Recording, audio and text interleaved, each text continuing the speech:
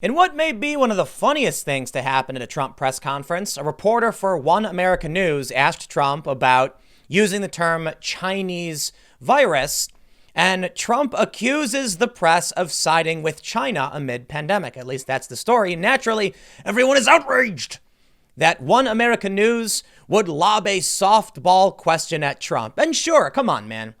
That was a softball question, more in line with espousing your personal opinion than it was actually questioning the president. But to be fair, it does give the president it gives the president a chance to address the issue. It's also fair to point out many of the people that show up to these briefings are left-leaning journalists. So when they lob their biased questions, no one bats an eye because they all walk in lockstep. So if somebody wants to lob a softball at the president, I really don't care. But let's read the story. And then I'm going to show you why, look, I'm not going to say the press is literally, working for, at the behest of, or parroting China to a certain degree. But man, isn't it funny how they kind of say the same things? When China's like, don't call it a Chinese virus, the media says, you're right, even though they literally called it that a month ago. Let's read the story from The Hill. Trump accuses press of siding with China. President Trump on Thursday accused media outlets of siding with China and decried their coverage of the coronavirus pandemic in a remarkable exchange with a right-wing news organization. They don't call Vox a left-wing news organization, and they should. I think they do. They are siding with China. They're doing things that they shouldn't be doing. They're siding with many others. China's the least of it, Trump said during a White House briefing on the coronavirus in response to a question from One American News. So why they're doing this, you'll have to ask them, he added. If we had an honest media in this country, our country would be in an even greater place. The president spoke to reporters for roughly an hour during a briefing on the virus. The focus was intended to be on efforts to fast-track antiviral treatments and therapeutics for those suffering from the novel coronavirus. But remarks about those efforts, as well as remedies for a slumping economy and the push to increase testing capacity, were overshadowed by Trump's exchange with OAN, which tends to be favorable to the president. Do they note every single time CNN says something that they tend to be unfavorable to the president? You see my problem with this kind of reporting? The bias is palpable. Like you literally see it. They couldn't just say OAN. Fine. If you want to go after One American News and say these things about them, even if it's okay, they do tend to be favorable, then just point it out that MSNBC, CNN, and many other outlets tend to be unfavorable. So we can take that all into consideration when we're thinking about what they're saying. Thank you very much, Trump said, as he called on the outlet. They treat me very nicely. OAN's Chanel Rion then claimed that major media outlets who work right here at the White House are consistently siding with foreign state propaganda, Islamic radicals, and Latin gangs and cartels. And that statement made me laugh. Because you know what? Fine. If you want to opine, that's fine. But come on. That was so out of left field. It wasn't even a part of the conversation. But I get it. They have. It's not wrong. But, time and place, I guess.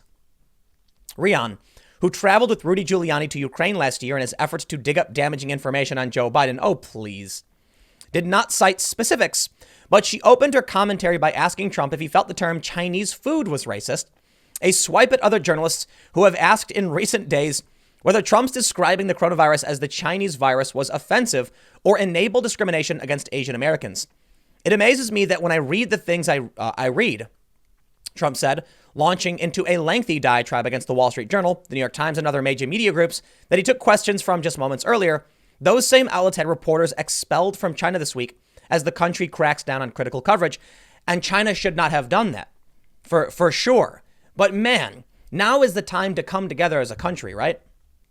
He accused the press of inaccurately reporting on chaos within the administration, even as top administration officials have had their roles in combating the virus reshuffled. And the White House press shop has not pushed back on those reports. I hope I came up with the term, but it's fake news, Trump said. It's more than fake news. It's corrupt news. Someday, hopefully in 5 years, I won't be here and that'll be fine. I will have done a great job because I don't think anyone's done as much in 3.5 years as I've done. The White House is relying on many of the same media organizations Trump attacked on Thursday to get out critical information about the virus. The administration announced Wednesday a partnership with NBC Universal, Viacom CBS, and ABC Walt Disney Television to broadcast public service announcements about how to slow the spread of the disease. Trump, who has earned the praise in recent days for taking a more serious tone towards the virus, frequently veered off topic on Thursday. He opened his remarks with an often rambling 20-minute statement in which he touted right to try legislation, boasted about the strength of the economy prior to the recent swoon, and struggled to pronounce drug names as he laid out the therapeutics in the works. Now, that is just not fair. Struggled to pronounce it. You see, this is the problem with the press. And The Hill's typically not that bad. They got a great show with Crystal Ball and Sagar Anjeti. They do a great job. But maybe I'm wrong. I watched it. I didn't see Trump struggle to pronounce anything. I saw him look at the paper and then say chloroquine. And what some people say is hydroxychloroquine. And I'm like, he said the words. He paused briefly beforehand. I wouldn't call that struggling. I would call it him looking at it and saying, oh, make sure I get this right. Chloroquine. Because I mispronounce things all of the time. There's no reason to bring it up. Do you know how often I'm doing these reads and I'm like, I can't say that word. I don't know what it is. I'm pretty sure I mispronounced chloroquine when I first saw it too.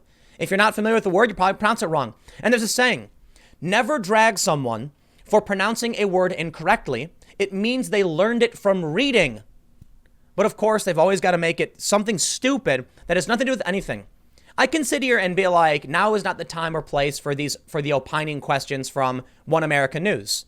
I think, it's yeah, I get it. You're gonna be angry, sick and tired of how the media is framing things, like I am right now. So I get it. But time and place. Yet the Hill still has to do this. The president chided the press throughout the briefing, quipping at one point that 75% of journalists should leave the room to improve social distancing. That was clearly a joke. I swear, man. Humorless. More than 10,000 Americans have been diagnosed with coronavirus, and the disease has killed roughly 150 people in the U.S. as of Thursday morning. So, I mean, what is that? Would that bring us to about 1.5%? That's pretty serious. We should take that seriously, right? Let me tell you, man. In an article where Trump is criticizing the press, they literally misrepresent or mischaracterize what actually happened. I find that absolutely remarkable. But yes, the media flipped its tune. Early on, they were calling this the Wuhan coronavirus, the China coronavirus. Now, all of a sudden, you're not allowed to say it. Why? Well, strangely, when China started getting angry and complaining that we were calling it this, the media just changed its tune. You get Richard Engel of NBC saying, this is a bat virus. It doesn't speak Chinese. No one's saying that. It originated there. There are a ton of other diseases that are named after the place they originated from, and that's why I tweeted out Wuhan coronavirus. Some people have called it Chinese coronavirus. Fine, whatever. Now let me show you something that I find to be absolutely hilarious.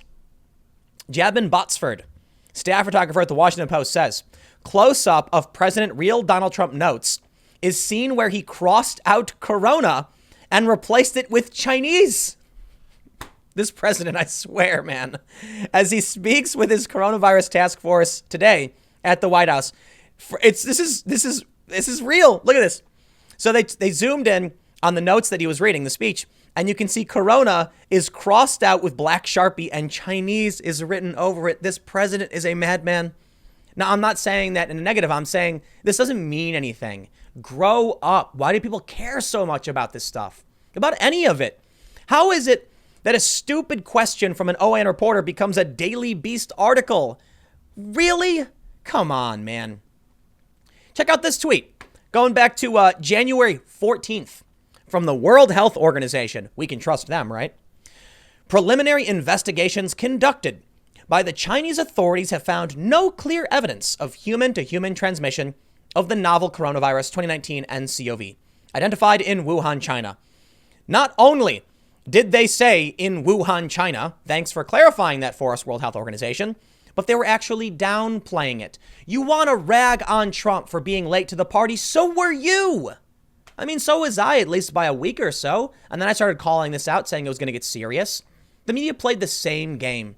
When it didn't matter and it wasn't here, they called it Chinese coronavirus, Wuhan virus. Lisa Booth, who is, I believe she's a commentator on Fox News, said how many lives could have been saved if China had been honest from the start? Really, really good question. But of course, everyone's freaking out over on Twitter, screeching. We can see this OANN is actually trending on Twitter because people are angry that Donald Trump took a question that was, a softball that was opining. You know what, man? When Jim Acosta did this every single day, where were y'all complaining about CNN? And where were the journalists to complain about it? Because guess what? We know that there were journalists behind the scenes screeching about Jim Acosta, but they wouldn't say anything because they're pathetic. It's pathetic. If you can't call this out, then you are pathetic. I'm sorry. I'm not trying to be overly disrespectful to like trigger an emotional reaction. I'm just saying, Jim Acosta comes out grandstanding. Call him out. He is causing problems for the industry. Now, OAN wants to come out. And yes, I'm going to be like, well, what am I supposed to say? If they won't call out Jim Acosta, am I supposed to really throw Chanel Rion under the bus because she asked a question with an opinion statement in it?